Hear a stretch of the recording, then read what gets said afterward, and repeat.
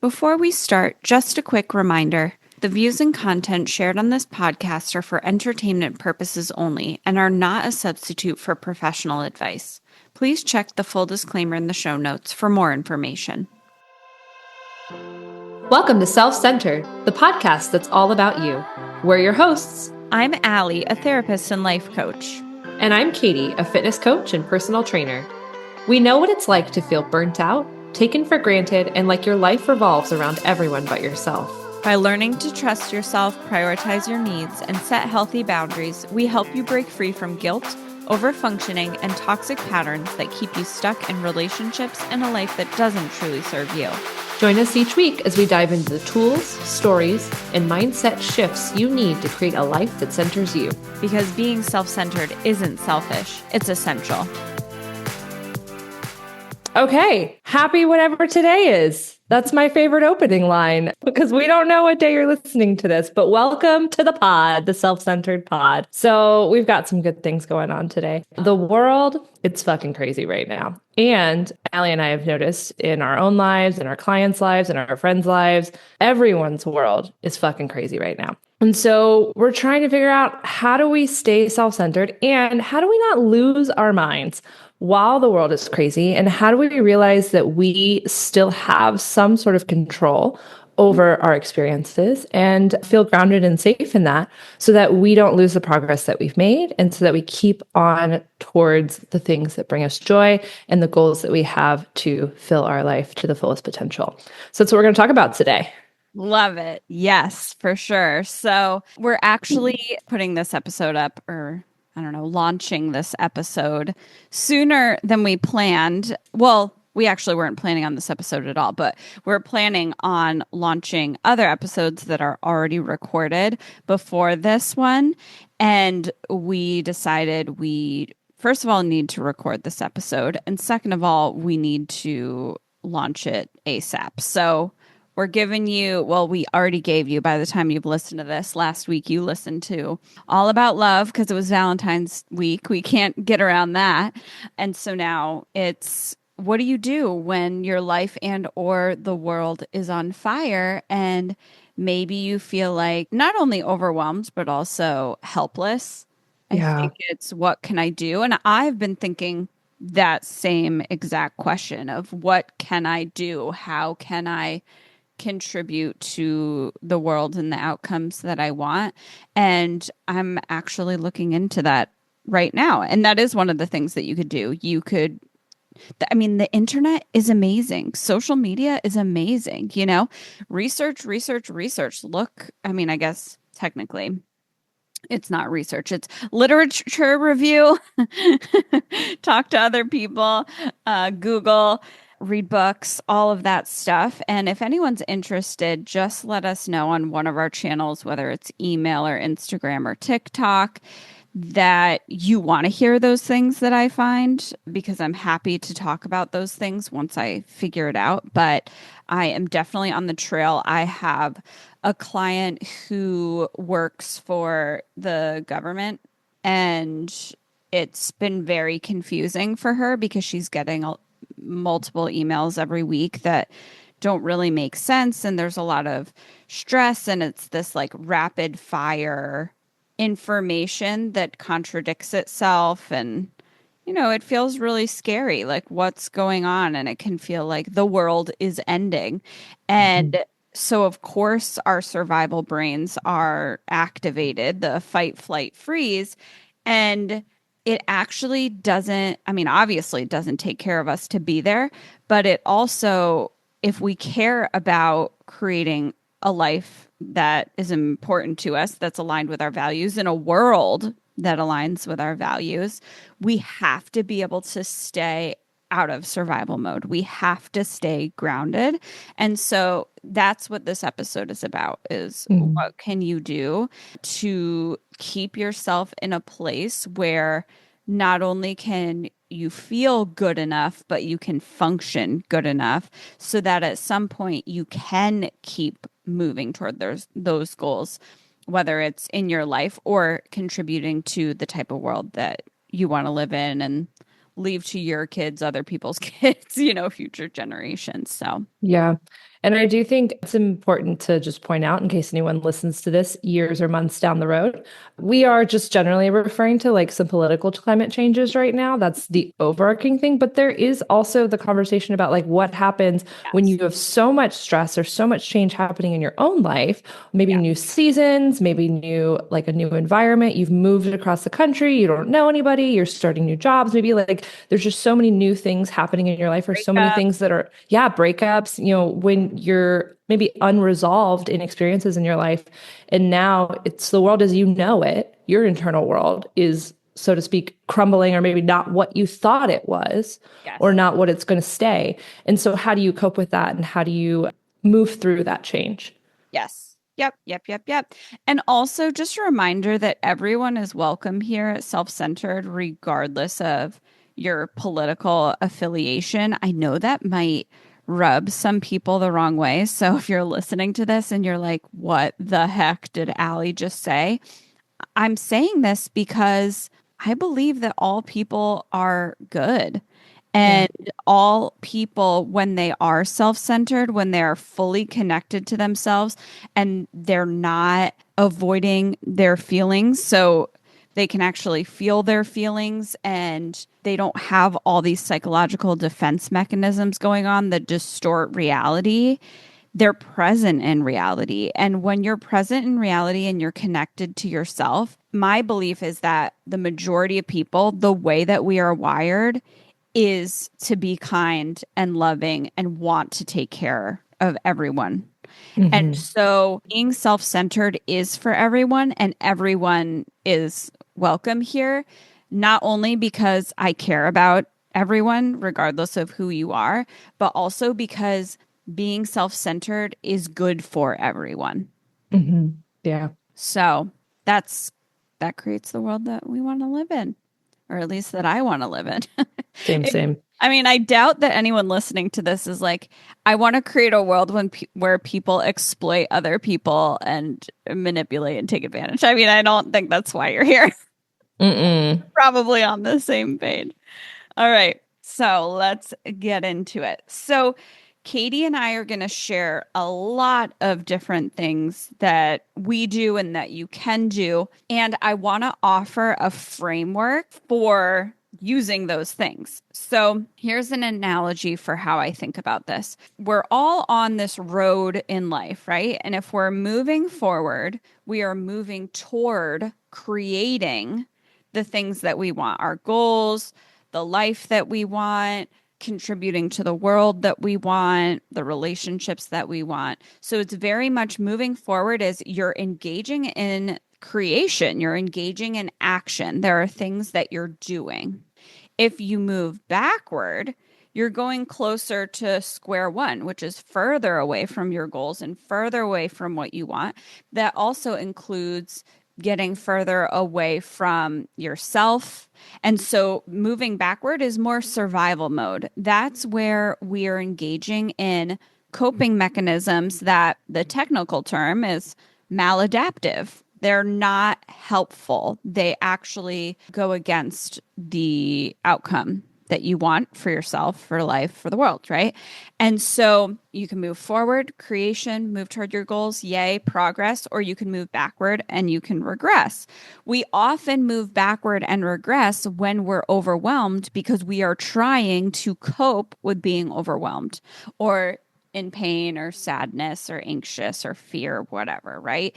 We tend to contract because we're trying to protect ourselves. That's what survival mode is, right? We're trying to survive, we're trying to protect ourselves. And we only want to do the things that actually protect us, but don't pull us away from our goals. And sometimes that means staying exactly where you are on the road. So, the reason I bring this up is because often, especially when there are things that are going on that feel outside of our control and we feel helpless, there's this sense of urgency. I have to do something, right? I have to move forward on this road because it feels scary not to.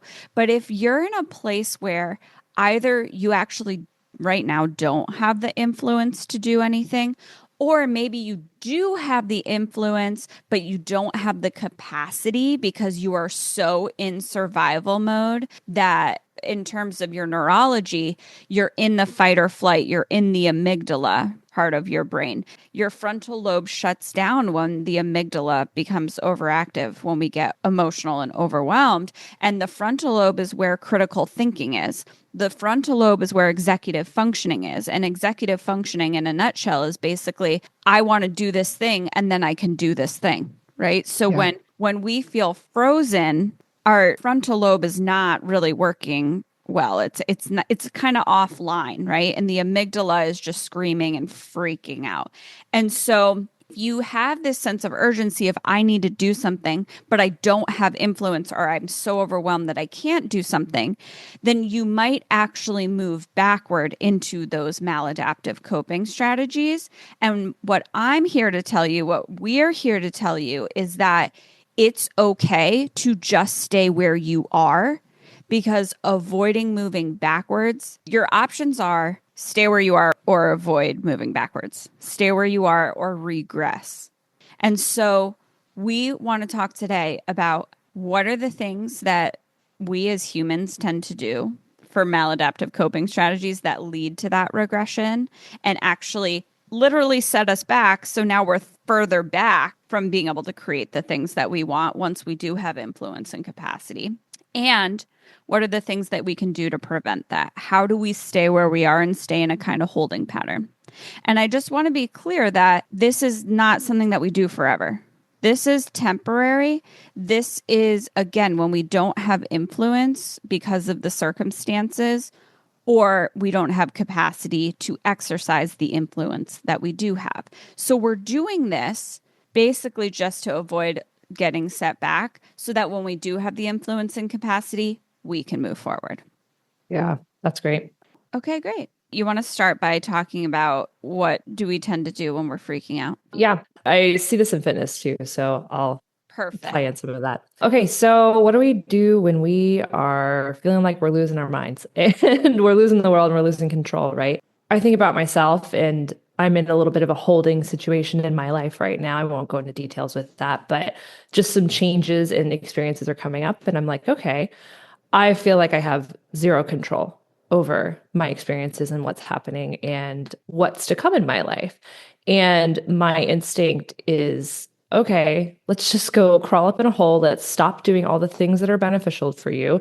Let's stop exercising. Let's stop eating well. I see it a lot with my clients that when they feel like their life is super stressful, emotional eating goes through the roof and then they become kind of destructive with their, weight loss journey and health habits.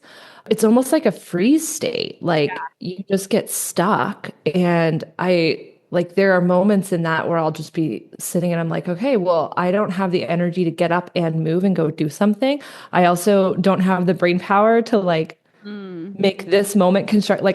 I'm sitting there stuck, right? And, then it starts going down the spirals of, okay, well, there'll never be hope in this. I'll never be able to get out of this hole. I'll never be able to figure out what's next. There's nothing I have control over. What gives? Why does it matter? Right. There's nothing that I can do about it. And then it's just kind of well, why do we bother? Yeah. When I go through that, I always think of three words: hopeless, helpless, and trapped. Yeah. Ooh, ooh. Wow. Okay. Sum it up real quick. Got it. Yeah.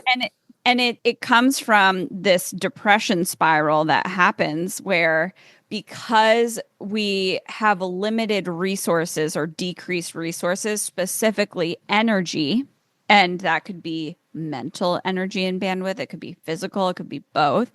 When we have those reduced resources, we're like, okay, well, what are the things that I absolutely need to do and what can I let go of? So the intention is good because it's like, well, I have to go to work because I have to pay the bills, but I don't have to work out. Yeah. I don't have to cook. Yeah. I can just get food at Kava. Well, actually, that would probably be a positive.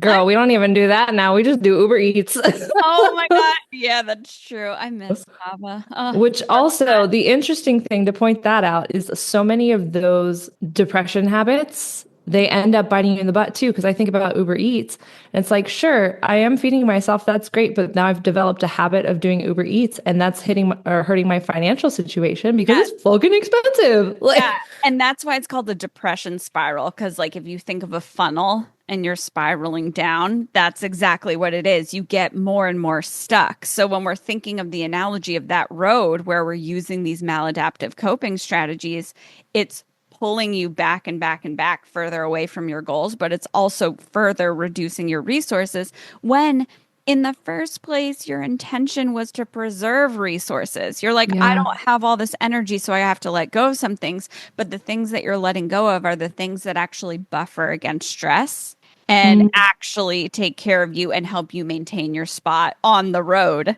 you know? damn. Fuck. Damn. Yeah. Another one too is like isolating, not seeing friends. And I think this one's a little bit nuanced because being around people who are draining in any way, or even it's not about them, but it's like we just don't line up perfectly so that it's not 100% easy interaction. Like there's literally nothing wrong with them. I love having them in my life, but it's just that when I'm in this place, it's just not gonna work. You kind of need someone who's like right now, thank God we're not on YouTube yet. I look like a potato. I have the flu. Like, you know what I mean?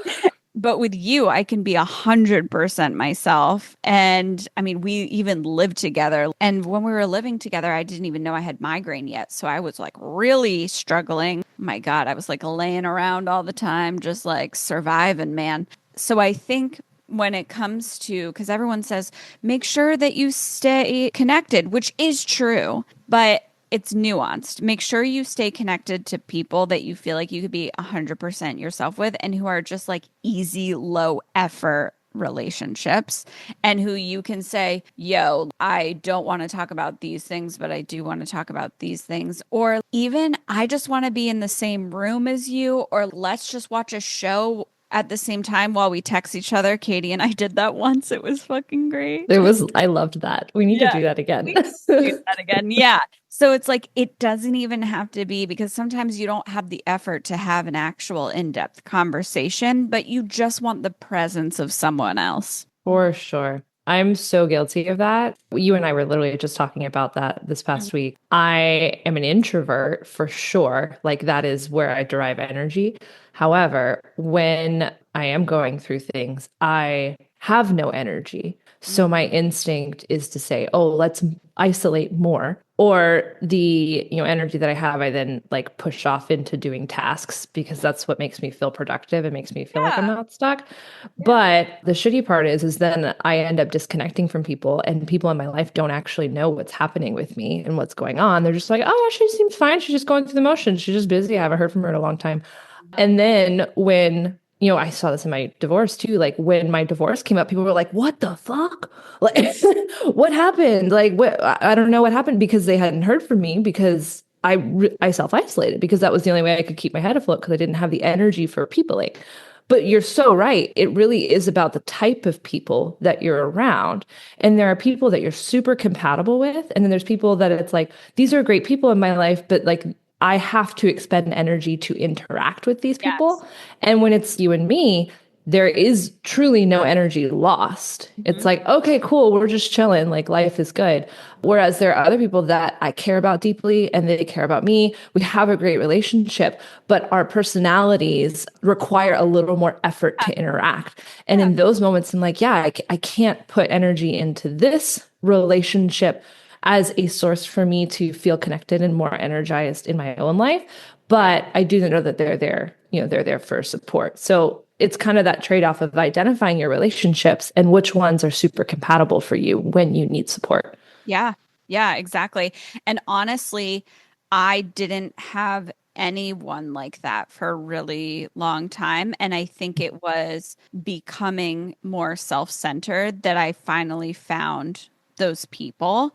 And Yeah. so if you're listening and you're like, crap, I feel like I have to put effort into all my relationships, that's okay. We all start somewhere, and you can move toward finding those people literally just by being more yourself. Because again, rejection is protection. We want that filter, and we want people to reject your authentic self if that doesn't fit with them, you know? Yeah. And I do just want to throw one little thing out there for people to consider, especially when you haven't been self-centered and when you're in the process of becoming self-centered. And we talk about these things being filters a lot, of like filtering out people that aren't compatible for us. Do keep your mind open to the experience and to the relationship. I am super guilty of, when I meet new people, going down the doom rabbit hole of assuming that, oh shit, I said something, or if I didn't do this perfectly, like they probably won't like, that's just personal insecurities that, are from when I was little, right? But being open to and curious that, okay, this relationship could turn into something really good. Let me just learn more about, this person in our interactions, as opposed to assuming, oh, they must not like me just because they didn't immediately connect, right? Yeah. It takes time. For sure. And when you meet people, being authentic doesn't necessarily mean that you're, going from 0 to 100 in terms of sharing about yourself and all of that kind of stuff. Let it take the time that it takes. Mhm. Sometimes you do have the, I'm just thinking about with you, Katie. Oh my gosh, like when we met, we both just knew, which was kind of cool. But then it actually like worked out, we were right about it. But I remember that first night because I was in this weird, like, just started dating this guy after moving to San Diego. Okay. Yeah, and I think we had hooked up for the first time the night before, and I remember this story. Oh my God. lived on the same road as where we were moving in. So I hooked up with him the night before moving in with Katie. So the night before we both moved into the apartment, and I was planning on just walking down the road to get back. But since I'm from Vermont, I'm like, oh yeah, on the same road, that'll be close. No, this is like a really fucking long ass road in San Diego. So I ended up having to Uber or something, but I totally just walked in like it was totally morning after long walk of shame. And then coming in, I was just like, hey, listen, so usually I wouldn't share this, but I need to process it. I don't even know how to share without sharing too much right now, but basically I had to share some details of the hookup with Katie and draw some diagrams and pictures. To scale, mind you. Scale and no, it was just so I remember being like, yo, I recognize that this is our second time hanging out, and the first time was the first time we ever hung out, and it was to decide we're roommates, and now is the first time we're roommates, and this is what I'm doing. And so if you don't feel comfortable, it's fine, but it totally worked. It did. And that's exactly what I mean by being open and curious. Because, so this is a really great thing. Like, I am the person we're so getting off track, but this is great stuff. Yeah, we're getting off track, but also this is an episode about we're all fucking freaking out. So it's nice to have some little laughs in there. This is so true. This is so true. So I am the person that is like, what's the word for that? When you're, I don't know, I'm a skeptic, maybe. I have walls up pretty much all the time. And it takes a lot. I'm guarded. Yes, that's the great one. So I'm guarded. And so when Allie, and I'm also really analytical. So when Allie and I met, I've interviewed other people, of course, for whatchamacallit, for the roommate situation. Allie and I met, and one, she was fucking normal. So that was really great. And green flag, she was obsessed with Luna in a healthy way, not a like, oh, you're going to steal my dog sort of way. I'm gonna wear a coat like a suit. But so like there were certainly green flags that were happening there, but obviously I don't fucking know this chick. I just know that she was willing to see me and hear me. That whole thing about like you randomly being like, oh my God, were you abused?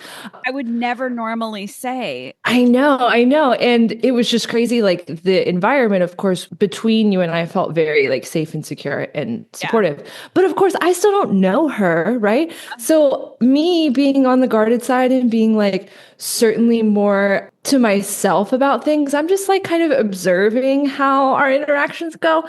And my personality would not be the one to come in and be like, hey, I got to tell you about this thing from this hookup last night, and I need some help understanding it. That's just not something that I personally would do. But me being open and curious, that's not something I'm against. It's something I would do in a friendship, like down the road, and someone I felt really comfortable with. But Allie was more in tune with her intuition at that point than I was, too. Yeah. So it was just more about me being open to, okay, well, this person is sharing something with me that like really is, there's no consequence either way. Like this just this life experience, and she's fun and it's cool, and I can be open to where this friendship goes. And it went in really great places. And like that was one of those things where had I just been like, oh, that's fucking weird, and walked off, we wouldn't have had a friendship like we do. But because I'm like, yeah, this doesn't harm or make a difference either way. I want to be a supportive person in general. So yeah, let me hear what this person has to say. And it was fucking funny. So like that was good too. I'm just saying, don't write off experiences for someone that you don't know quite yet, Yeah. because your gut will guide you. And my gut wasn't showing me any red flags about you. Yeah. I just didn't have any information for like long-term green flags. I was just like, yeah, she's a good person. That's where we are. Yeah. And then you Sure. get the green flags by the experiences. Yeah. Well, I also think on Facebook in the roommate Facebook group that I found you in, I don't know if I reached out to you or you reached out to me, but You I reached out to me. Okay. Because I remember putting up in my little post about the type of roommate I wanted that I wanted someone who ideally has dogs, and I wanted someone who we could be friends. Oh, sorry, we don't need to be friends. Yeah, yeah, And so I think I was also very upfront. And so I think that helps with the gut check. But yeah, I'm glad you brought up intuition because I don't just randomly meet people and say, were you abused? And I don't hang out with them for the second time ever and draw them pictures of things that are not appropriate to share on the pod. And but my intuition told me it was fine. So yeah, I think it's like, and if you're feeling like something's off, just like Katie's saying, give it time to observe so that you can decide either way. If it feels like it's good or it feels like it's off, either way, just give yourself time. yeah. Okay, let's see what else do we do so we stop socializing. Oh, in terms of that spiral of trying to let go of things that we feel like we don't have the energy for anymore, but then that backfires. Exercising. You might have recommendations for this, Katie, but I try to kind of just, instead of thinking about it as all or nothing, instead of thinking, oh, either I continue with the exercise I've been doing or I completely stop, I try to be like, well, what can I maintain right now? And then I try Yeah. to do that. And then if I do stop exercising for a while, which I actually have because of just life circumstances, well, I mean, I am still walking the dog and stuff. So I have thought about that. And I am using that weighted vest. So I guess I take that back. So actually, that's pretty cool that I was like, oh, I'm not even doing it when I am doing it because I did figure out something that can align with my lifestyle right now and my circumstances. So I actually take that back. Now I can be a good example.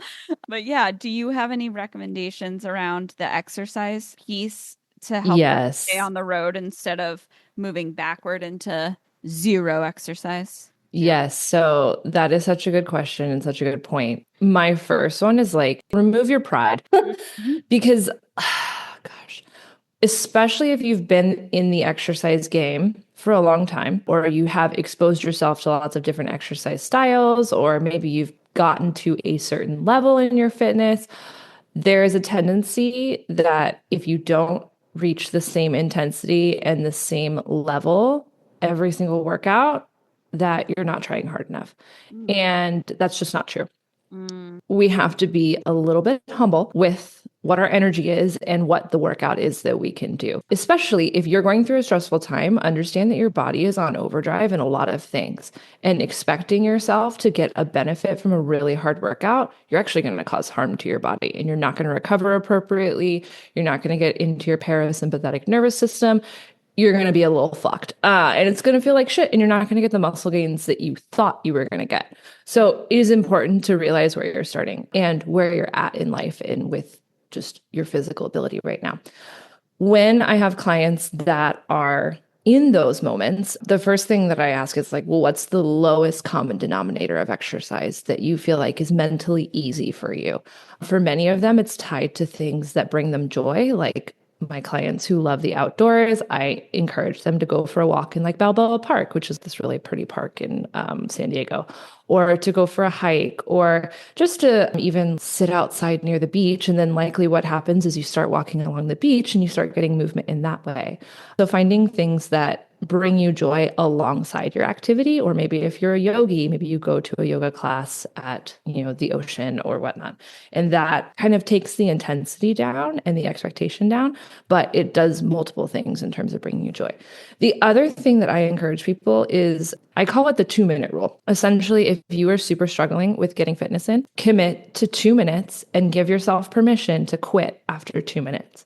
I can conceptualize doing something for 2 minutes. I can't conceptualize doing an hour-long workout when I'm already totally exhausted and fatigued and I don't feel like I have control. So for me, I will go out into my gym. I'll work out for 2 minutes. And if at the end of that 2 minutes, I'm like, yeah, I'm really not feeling this, I do give myself permission to go back inside and say, okay, cool, I did what I could do for the day.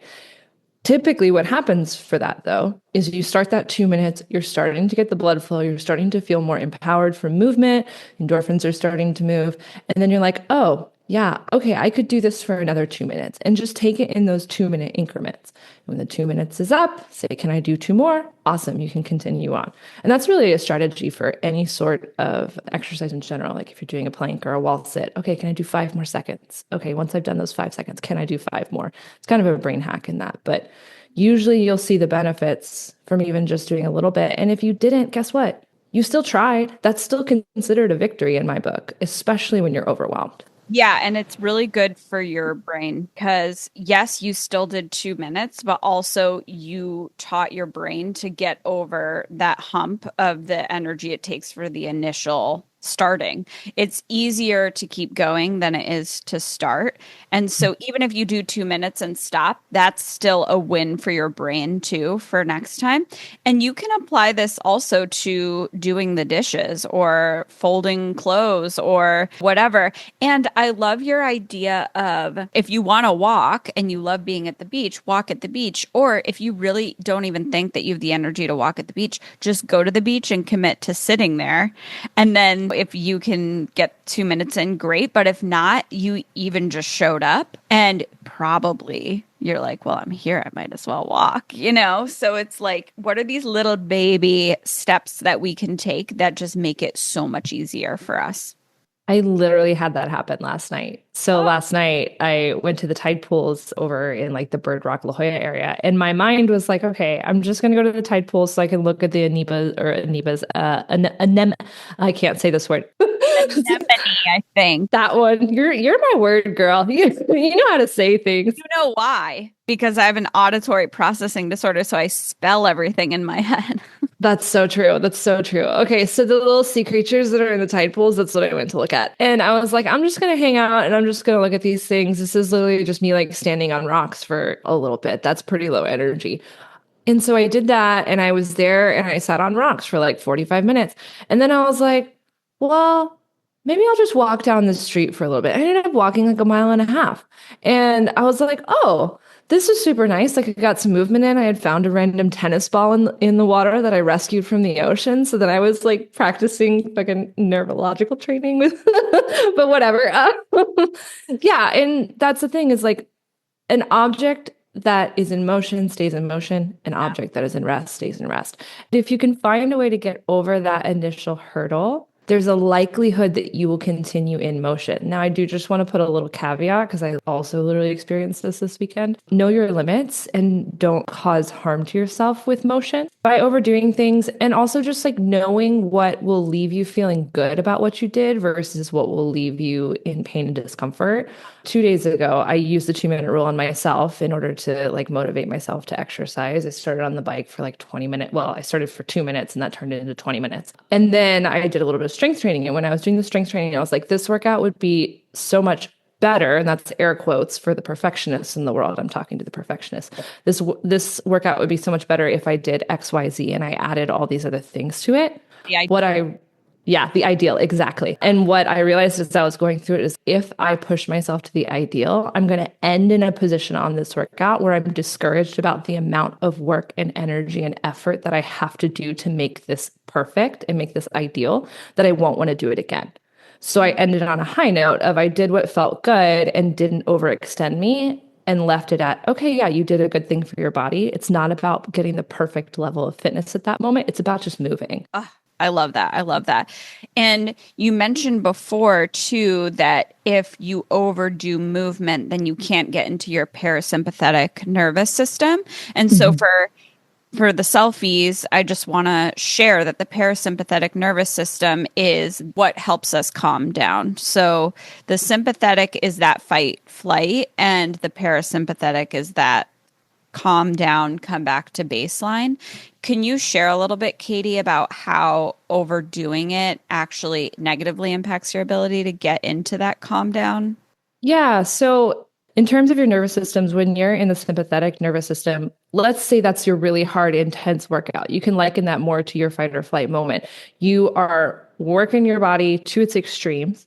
We want to be able to come out of that into parasympathetic to recover so that you actually get the benefit of the muscle rebuilding stronger and having those gains, so to speak. If you're stuck in your sympathetic nervous system because one, you're not taking time and space to let your body recover and come back down, and if you're already overwhelmed and stressed because of life, you're staying in your sympathetic nervous system.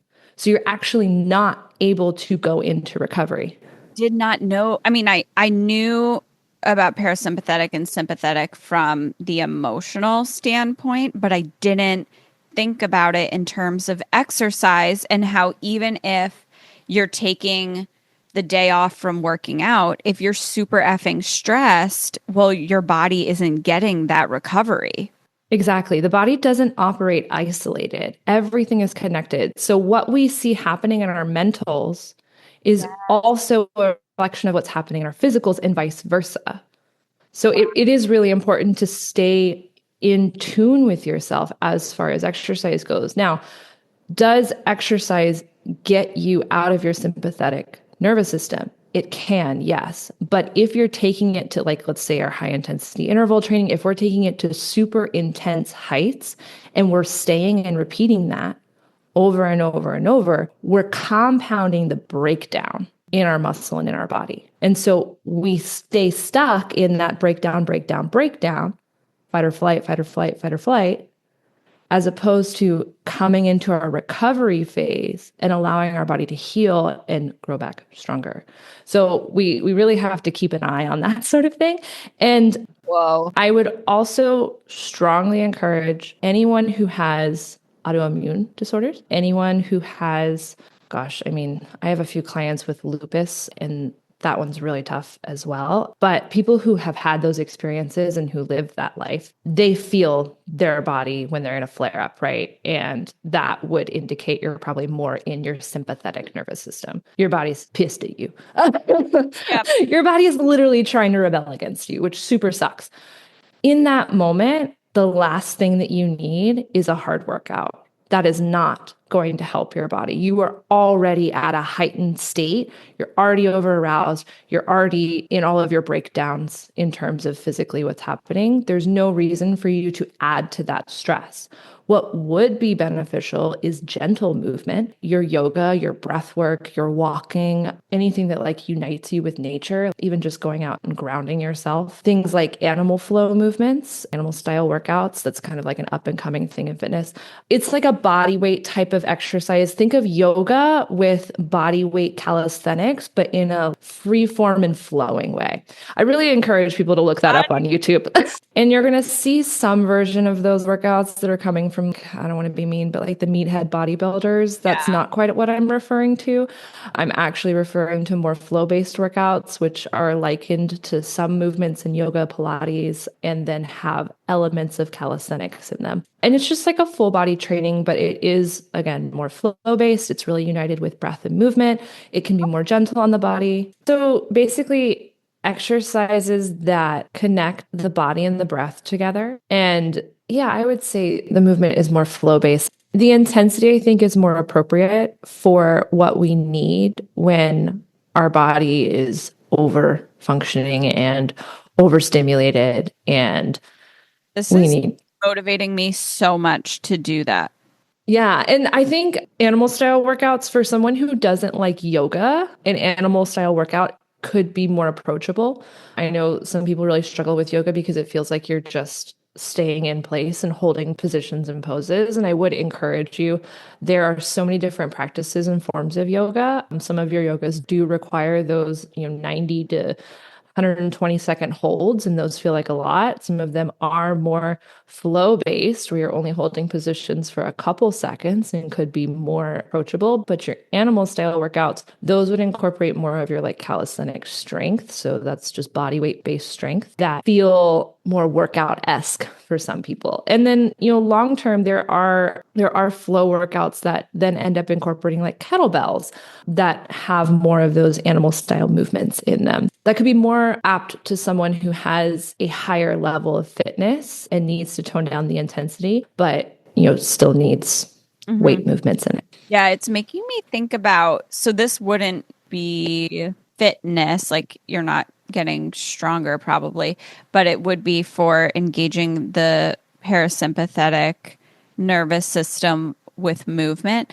Tai Chi is really cool. I've done that a few times and it is kind of like a flow. And even honestly, thinking about it and visualizing it right now is making me feel kind of relaxed and calm. And yeah, so think about what you can incorporate into your life right now that, yes, you're not going to stop exercise and move backward, but you're going to stay where you are by just bringing down the intensity. And maybe it's not even technically exercise, but it's just movement. Yeah, exactly. And one other thing that I'll add to the exercise bit, be intentional about the time that you choose to exercise. I know if I was to set myself up for success and knowing that exercise does provide a pretty strong mental health benefit for me, and I feel better and in more control of my life when I am able to exercise regularly. If I did it in the morning before I went to work, I would feel better. Now, granted, my lifestyle, unfortunately, I start work at 5 a.m. So that's just not realistic for me. I wouldn't end up sleeping, and the lack of sleep would be a bigger detriment than the benefit I would get from exercising. But for most people who have a fairly generic, 8 to 4, 9 to 5 sort of workflow, if you can put it in a time period that feels easier for you. And that might not necessarily mean that you like waking up early, but that means you can't talk yourself out of it. Try it. And that might be a better way to see success with it than to say, oh, okay, I'm going to will myself when I get off of work. Yeah, that makes sense. I love that. Okay, moving on to mindfulness. I really want to teach just a basic skill around the mindfulness process because mindfulness is very important during times like these because we have a lot of automatic thoughts and automatic urges. And when I say automatic, I mean our brain just gives them to us. It's just a reaction. We're not choosing it. And so a lot of these thoughts are distressing. And a lot of these urges are to do things that don't take care of us. And mindfulness can really help us because it supports us to redirect our attention back to something that's more effective. So, mindfulness is really just choosing a focus. And so, with formal mindfulness, of course, the focus could be something like our breath or progressive muscle relaxation. And informally, it could literally be doing the dishes, is what you're focusing on, and that you're noticing your senses. And what does the soap smell like? What does the temperature of the water feel like? What does the sound of the water sound like? So you choose a focus, and then every time that you get distracted from that focus, which could be internal distractions or external distractions, internal being things like physical sensations, like you have an itch, it could be emotions, it could be thoughts. or external. It could be my dog whining. It could be an ambulance that you hear, whatever. When you notice those distractions, then you just keep coming back to your focus. And so you don't want to try to push out the distractions or ignore them, because our brain will give us a rebound effect where what you're trying not to think about or focus on will actually push its way in. So instead, think of it as the distraction is in your periphery, right? Peripheral vision. You kind of know it's there. You're just choosing not to focus on it. And every time that you automatically turn your head to focus on that thing that was in your peripheral vision and you notice, oh crap, I'm focusing on this, you just turn your head and focus back on whatever it is that you chose. So that is the mindfulness process at its simplest description. And so when you're feeling scattered and stressed and overwhelmed, this can be really helpful to employ. And I do recommend practicing formal mindfulness. You can even do this while you're doing other things to make it easier. So while you're driving, you could say, okay, I'm going to just describe to myself in my mind or even out loud, this is what I'm doing, or I'm going to feel the texture of the wheel, as I'm driving. Also, I really would love if we get into things like paced belly breathing, because it helps to reduce the level of cortisol in your body. Diaphragmatic breathing, diaphragmatic and belly breathing is the same exact thing. And when I say paced belly breathing, what I mean is our exhale is longer and slower than the inhale. Yes. So excited. Yes. Oh my God. Okay. Tell me why you're so excited. No, so this is something that I see happen with so many of my clients. The only clients that I don't see employ this type of breathing are those who are yogis, actually. My yogis are really good about it. Everybody else fucking sucks at this. And I don't mean that disrespectfully. It's just not what our sympathetic nervous system is encouraging us to do. Even with exercise, when you are doing something really intense, and if you're not super well trained, your tendency is to Yes. short, shallow breaths, and you're not actually getting the release of carbon dioxide and the deep inhale of oxygen to reinvigorate all of your blood flow in your muscles and to bring oxygen and nutrients. Yeah. Exactly. And that's such a big thing, is you have to force the exhale. You have to, and I don't mean that in like an aggressive sense. I mean that the long exhale is so important to actually getting oxygen into your blood flow. Yeah. Yeah. And to regulating your nervous system. Yes. Yes, for sure. Paced belly breathing is the GOAT. Let me tell you. Studies show that if you do belly breathing for 20 minutes, that you can reduce the cortisol in your body. So that's a stress hormone by about 50% on average. Oh, wow. It's the number one way to deal with a panic attack. I've used it. Great. On clients. That is something as well with exercise, is there are times where you are increasing your stress through exercise. And especially when cardio comes into play and you're seeing the changes in your breath. I have had clients trigger a panic attack that way. And using diaphragmatic breathing is the number one way that I've been able to pull them out of the panic attack and reground themselves in order to enter back in. Yes. It is so crucial. Everyone go Google it and look it up now.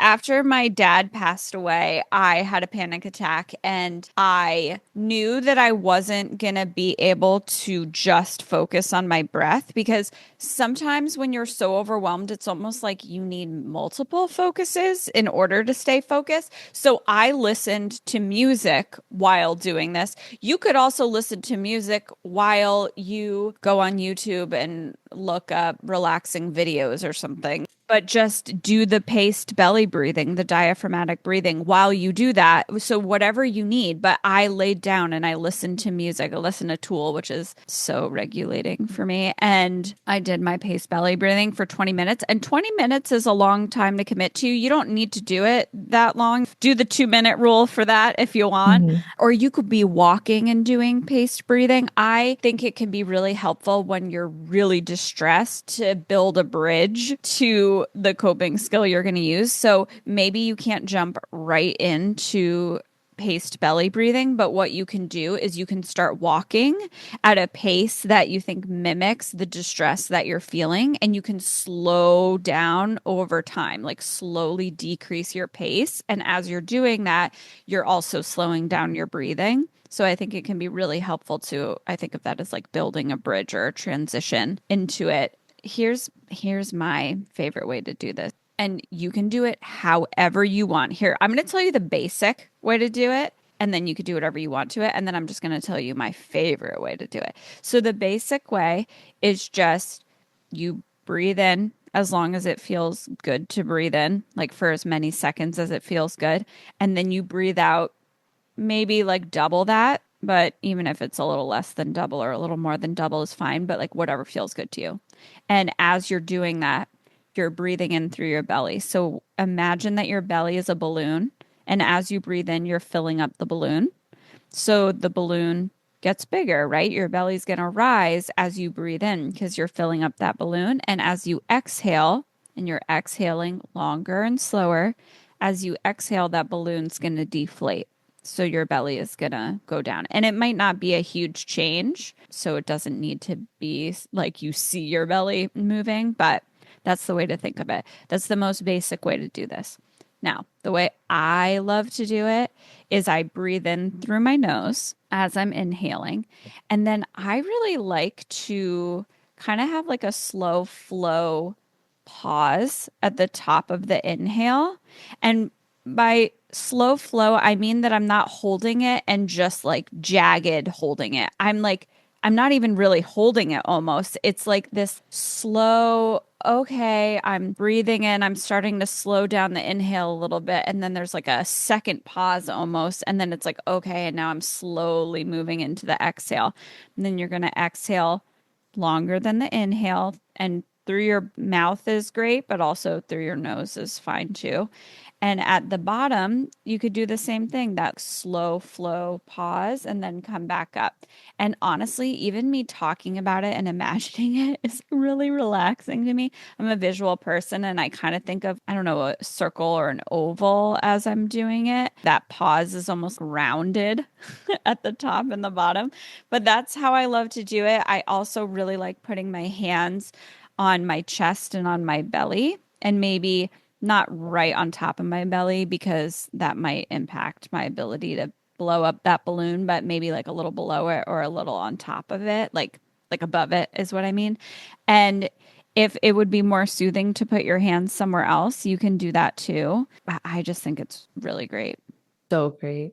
Mm-hmm. When I coach clients through this technique, I typically have them lie on their back on the floor. I'll put their hands on their rib cage, and we practice mindfulness with it as well. I give them the count for how they breathe. It might be in for 3, out for 6, or in for 4, out for 6 or 8, just depends on where they're at. Sometimes if you're doing a lot of the hyperventilating breathing, it starts more even, like in for 3, out for 3, now in for 3, out for 4, in for 3, out for 5, in for 3, out for 6. But I have them notice their hands rising and falling and put their attention and focus on their hands rising and falling on their rib cage. Because the observation that most people I've observed that are not belly breathing, they're breathing in through their shoulders because they hold all of their stress and tension in the shoulders. And so you'll see the shoulders rise and fall as they breathe. But if you're lying on your back, it's hard for the shoulders to come up into the ears to breathe because there's no lungs in your shoulders.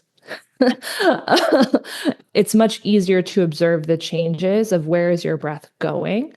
And then at those pauses that you were talking about, I have them notice what it feels like to have air in your lungs. Like, what does the capacity of your lungs feel like right now? When you're at the bottom of that breath and letting everything out, what does it feel like for your breath to be empty?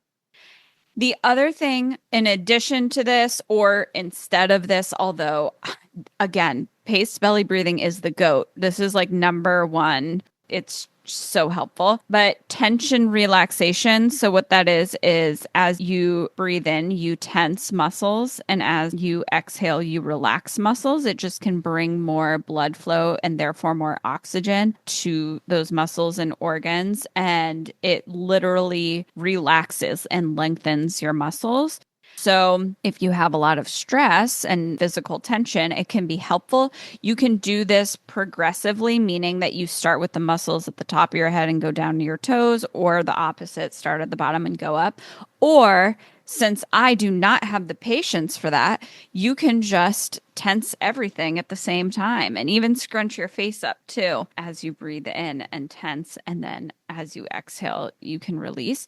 And you can release slowly or you can just release all at once. Just see what feels better for you. But that can be really helpful for people, especially when you're freaking out. It keeps you from moving backward. Again, when you are just so overwhelmed and it's like, I'm just going to go drink alcohol to calm myself down, or I'm going to go yell at someone or get on social media and start yelling at people in the comments. It's like, all right, let's do paced belly breathing or tension relaxation, or exercise can be really helpful. If you're in that sympathetic nervous system activation, AKA survival mode, AKA fight or flight, go ahead, do that, get it out, exercise. It's really good. But then you do want to come back to the sympathetic. And I've always said that just because the emotional piece, but then listening to what Katie just shared about, we need to move through the sympathetic physically for physical reasons as well, because your workout isn't really going to give you that physical benefit.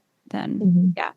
And also, my understanding, correct me if I'm wrong, Katie, is that exercise, especially higher intensity, while it does put you in that sympathetic fight flight place, it's also simultaneously conditioning your ability, improving your ability to manage that stress or like deal with that stress on a physiological level. Yeah, for sure. I mean, you're training your nervous system to manage a new level of stress. The piece that we have mentioned that I just want to make a distinction on is what is your tolerance and your threshold currently? The goal of exercise is to create a stressor that then triggers a recovery response from the body to repair, rebuild, come back stronger, right? If we are already past our threshold and we're adding more stressors, we're going to maintain being in that sympathetic nervous system, that fight or flight experience. If we are within a range of, okay, I still have more to give, and you have your fight or flight already activated and your inclination is, I need to release. Sure, exercise is a great release, and that might help bring you back to your parasympathetic nervous system by triggering the recovery response. However, if you cannot get back down, meaning you exercise and you are still at a heightened state, more than likely what you need is calming techniques, something to bring your physiology back down, to chill your body out, to say, okay, we need to enter back into our recovery state because exercise ain't triggering it. It's not doing it. Yeah. You have to find another technique, which is where that animal flow, your yoga, your breathing practices, your diaphragmatic breathing, all of that can be really beneficial because it slows the body down and starts to bring you into a recovery state so you can actually get the benefit. So it is really taking a personal assessment of where is your body at. And that might be trial and error. You might try a really hard workout and then you'd be like, oh shit, I still feel awful. And I'm not any more regulated than I was before. Okay, we need to flip the script. Another hard workout is not going to necessarily make me feel better. Got it. Let's try some regulating techniques and then work our way up from there. And again, I want to reiterate, for someone that is in an autoimmune response, do not go with a hard workout. That is not going to help you. You have to take a slow and steady build back up into that.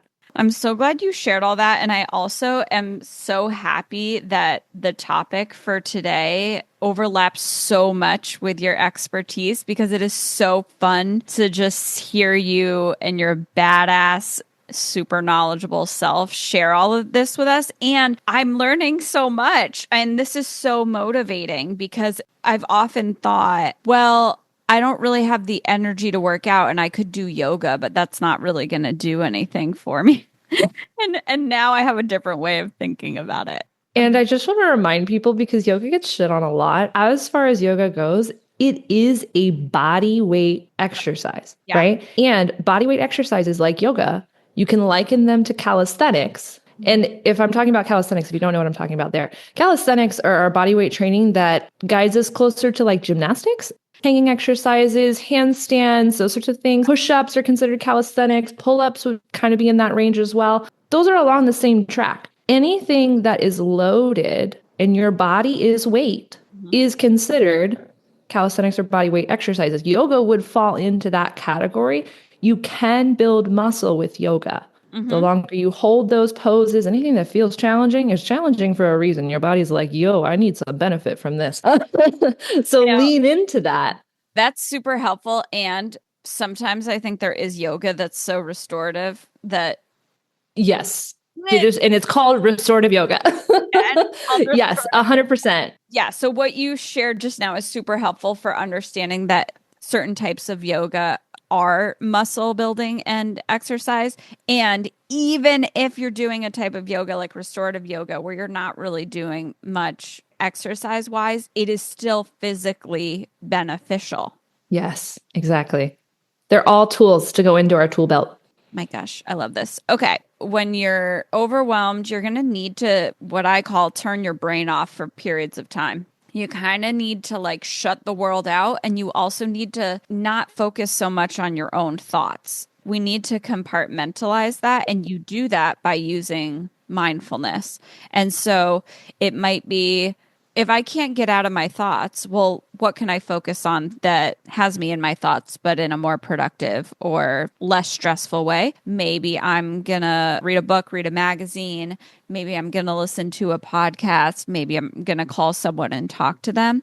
But it's very much, I just need to come back to I am safe in this moment. There might be things going on in the world that don't feel good to me and I don't like, but I'm safe in this moment and I need to slow down, ground, recenter myself if I'm ever going to be able to get back into that mode of working toward creating the world Mhm. that I want. We often feel, like I said, that urgency, which makes us want to speed up, but really we want to notice that. And even if you need to do that bridge or that transition of, well, I'll start at the speed that I have the urge to go. So maybe, again, you're literally walking and listening to music that kind of mimics how you're feeling. But your goal is, I'm going to slow down the pace and slow down the tempo of the music over time. I'm choosing what I'm going to focus on and think about so that I actually can have that little mental boundary, that protected space. Mhm. Any kind of guided meditations too, where you're visualizing like a trip to the beach or a safe place, can be really helpful as well. Mhm. Love it. Yeah. Kind, soothing self talk. And also, in addition to boundaries with yourself, where you're like, nope, mentally, I am not going there. I'm taking a break from that. You also can have boundaries with other people about what you talk about and how much you talk about it. And I think when it comes to politics, a lot of the times we need this, regardless of whether we agree or disagree with people, because when we agree with people, it can become this, oh, we're all freaking out together.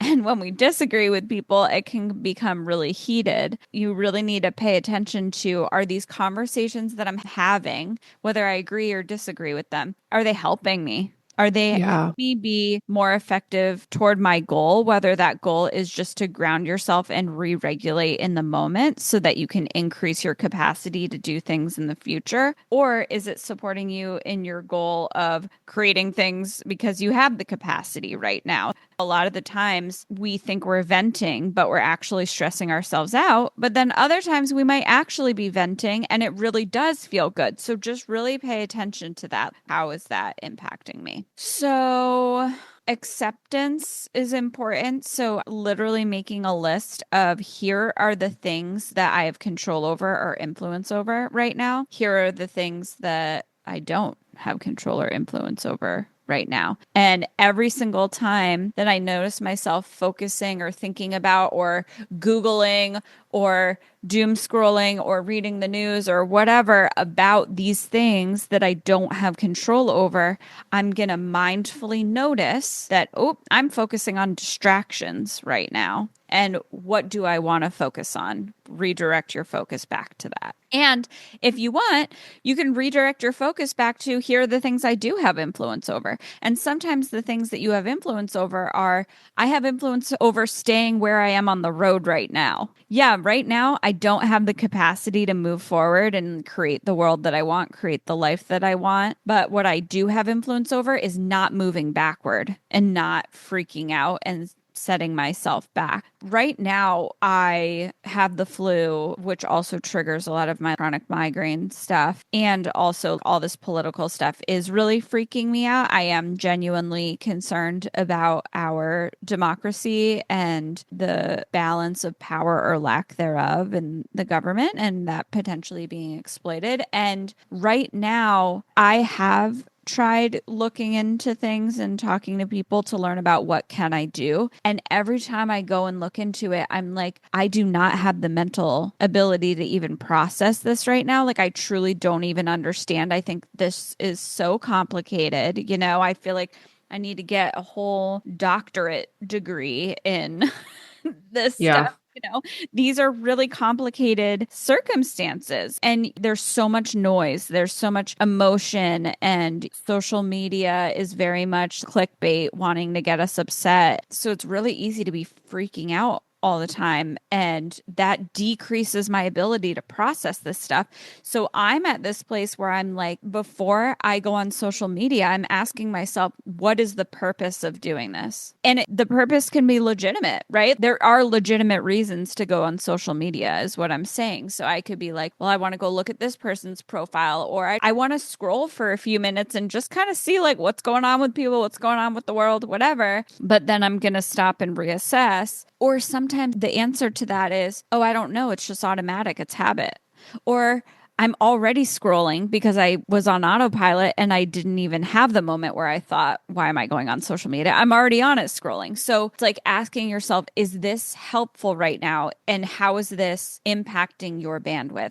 I'm trying to be very protective of my bandwidth right now and be really thoughtful about that, because I do notice myself scrolling and getting overwhelmed. And so I am working toward implementing more mindfulness and eventually some formal meditation, but I'm not there yet, because I know that telling myself that I have to sit for 10 minutes and do formal mindfulness is something I'm just going to avoid. So I'm just slowly incorporating mindful dishwashing, mindful showers, mindful brushing my teeth to kind of slowly get my brain there. So what are the things I can influence? I can influence that I'm intentionally increasing my bandwidth. So then I can go back to those things that I've been looking into for what can I do to help contribute to something that I feel really helpless about and like I have no influence over, and I can actually understand it. And if I don't Yeah. do that, guess what's going to happen? I'm just going to keep having a low bandwidth. I'm going to keep getting stressed out. I'm going to keep freaking out when I see stuff. Instead, now I see stuff and I'm like, oh shit, that doesn't look good. I mean, that's still true. And then I'm like, okay, remember, what are you doing? What are you doing to take care of your bandwidth? Because that's number one. That's the prerequisite to then being able to even understand what I could do. Yeah. Yeah. You look like you're having like, I don't know. I'm just like, I'm so actually what I'm doing right now is I'm reflecting on a couple of conversations you and I have had privately recently. And it's so funny because Allie, I don't want to say you therapize me because that's not true. It's true, but it's not true. Allie uses her therapy prowess and all of the knowledge and information that she has, and she incorporates it in a way that is a very approachable friend, and she makes sure I take care of myself. And one of the things that this was bringing up for me is when you're listening to this podcast, you're probably like, oh, that's a good idea. That's a great idea. Oh, that's such a great point. Oh, I hadn't thought about that. If you're anything like me, you're going to think about that. You're going to be like, oh, yeah, that's a really great point. And then you're going to just move right back down to doom Yeah, scrolling. back to autopilot. It'd be great if Exact. I did No. that. Yes. Yes. Reiterate that. Yes. We go back to autopilot. Yes. Exactly. Yeah. One thing that Allie made me do literally yesterday, shouldn't make me do it, but you positioned it, whether intentionally or unintentionally, was she asked, well, what are you doing to take care of yourself and what do you need? And that process of me having to list it out, of saying, this is what I do need to take care of myself. These are the tools that I have. These are the things that, okay, I can't control right now, but they're in my mind. This is how I'm preparing for those things. Having that organized list helped organize my brain. And yesterday, so we literally had this conversation. Was it yesterday? I think so. Yeah, yesterday morning. Yeah. And yesterday, because I now was able to contextualize, oh, these are things that keep me grounded and help me take care of myself when I'm feeling stressed and overwhelmed and like life is out of control. I was able to then pull from my list and say, oh, I'm feeling stressed and overwhelmed and like life is out of control. Great. I need to do one of the things on the list right now. And I could actually put that into practice. So, what I would encourage everyone, you're hearing us say all of these concepts right now and all of these different tools, and you're probably nodding your head like I am and being like, yo, yeah, that's so good. That's so good. It would be so good if you take a pause right now. You can pause the podcast and it'll still be here. We're not going anywhere. Just, double check the timestamp. So in case your phone freaks out, but pause the podcast and make yourself a list. What are the things right now that make you feel good, that help you take care of yourself, that keep you grounded, that you need in order to stay where you are on the road? Mm-hmm. Mm-hmm. And Yep. how can you use them? Just put them on a list. And then the next time that you're spiraling, remember you have the list. You've Yes. now made an intentional effort to say, this is what I need. So when you are losing your brain, you're like, oh, wait, I know what I need. I don't even have to think about it. It's written down. Go take from your list and go do the thing.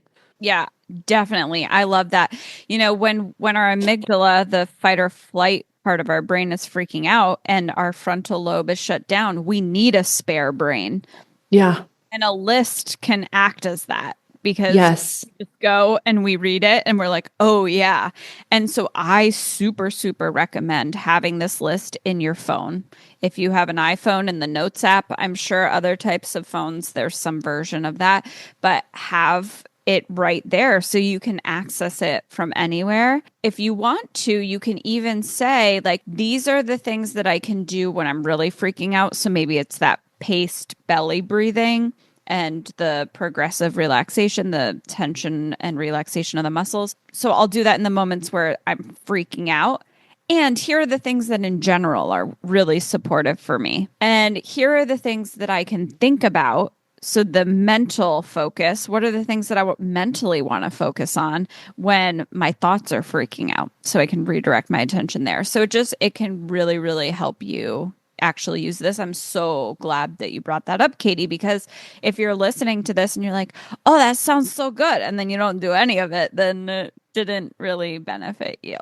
You guys, I'm talking to all of us listening to this and myself as included, but like no one's sitting here trying not to do it. Yeah, You just are overwhelmed. It makes sense that you don't fucking remember because your brain is like, oh shit, everything's hitting the fan right now. Make exactly. make it easy for yourself. We have to make intentional moments of like, okay, these are the things I need. And I need to not have to think about what I need. So Yeah, exactly. Yeah, totally. Yeah, it's like I'm overwhelmed and I don't have as much capacity or bandwidth or energy or ability or focus or whatever in order to do the things that take care of me. And yet, this is when I need to do that more than ever. So, yeah. yeah, for sure. So, just a couple other things that are pretty general. Anything that brings you joy, anything that brings you pleasure, any humor, whether you're watching comedy, which there's some good stuff on Netflix. Ali Wong just had, she's so great, this Netflix special. I wish I could remember what it's called, but it's about her after divorce. I'm pretty sure it's freaking hilarious. So, yeah, humor is so important. You can't really be simultaneously feeling scared for your life and also laughing. I guess you can, but it's not really humor. It's more Yeah. like stress laughing, right? So, humor, joy, pleasure, these are things that bring us resilience and buffer us against stress. And we are the most important resource for creating change in our life and in our world and creating what we want. And so we need to preserve ourselves. So self preservation is number one. And joy is not just this extra luxury. Joy is actually necessary and we need it in order to preserve ourselves. Connection and community is another piece of that. So Katie and I talked earlier about making sure that you're connecting with people people where it's low effort, and it's easy. And I hope that listening to the pod and hanging out with us every week can be part of your connection and community. And you can always reach out to us and we can answer questions, or we can just validate whatever. We are here for you. You are not alone. And the last thing that I'll say is just making a list of what's not wrong, because when we're in a place where it truly feels like the sky is falling, it truly feels like the world is on fire, there's a lot that is wrong, right? So I want to validate that. We're not going to tell you to make yourself feel better by, oh, just deny things and pretend, because that does not help you move toward the world that you want. But what does help is to recognize, okay, well, what isn't wrong? Where am I safe? And what do I have influence over? And what security do I have? What is good? That's another thing that is really going to buffer you from stress and help you be resilient, so that you have the bandwidth to make the changes that you want to make and keep contributing in the way that you want to contribute. Yeah. I saw this Insta post, I'm pretty sure it was the other day, and it was like, it was the worst of times. It was the worst of times. And it's like, that can all be true. And it's still true that there are a lot of things that aren't wrong. And truly, again, this comes back to the mission of being self-centered. When we are fully ourselves and we are fully connected to reality, and we are not doing these weird psychological gymnastics in order to avoid reality because of the shame or whatever it is that led to us not being self-centered. And I'm talking about people on the narcissistic spectrum too, right? Like, I'm talking about people who exploit other people too. Like, I'm thinking about all the people who do the things that we're worried about in the world or contribute to that. This is true for them too. And so at our core, humanity, for the vast majority of people, we're good. And when we are connected to ourselves, and when we are connected to actual truth and actual reality, we want to take care of each other and we want to take care of our world. And so anything that you can do to take care of you, it truly starts with you. So being self-centered is actually I don't want to say the most selfless thing you can do, because we are not about being selfless, and that also wouldn't be true. But honestly, being self-centered is the most generous thing you can do, because you have to contribute to your own bandwidth and support yourself in order to have something to give. Yeah. So let's keep recommitting to ourselves and being self-centered and putting yourself first, staying where you are on the road when you're like, crap, I don't have it in me to keep moving forward, or I don't know where I have influence, so I don't know what the next step is. Just get really good at staying where you are and being in that holding pattern instead of moving backward. And you're going to do great. And we can all do this together. Yeah. Love it. And I love you guys. You I'm do. so glad you're here. You're part of the mission. This is amazing. Yeah. Getting in my feels. I know, right? Do us a favor, friends. You all know people who are struggling right now as well. Share this episode with them. Yeah, that's a really good because we all need it. We all need some encouragement. We all need to be guided to not lose our mind during this time. Yeah, practice your verb love by sharing this episode with people that you love and helping them to stay grounded and self-centered during times of chaos. I love it. All right. We love you all. Bye. Peace. Thanks for joining us today. We hope you've enjoyed this episode. Follow us on Instagram at selfcentered.pod or connect with us at selfcenteredthepod@gmail.com. Stay self-centered, and we'll see you next week. Bye. Peace.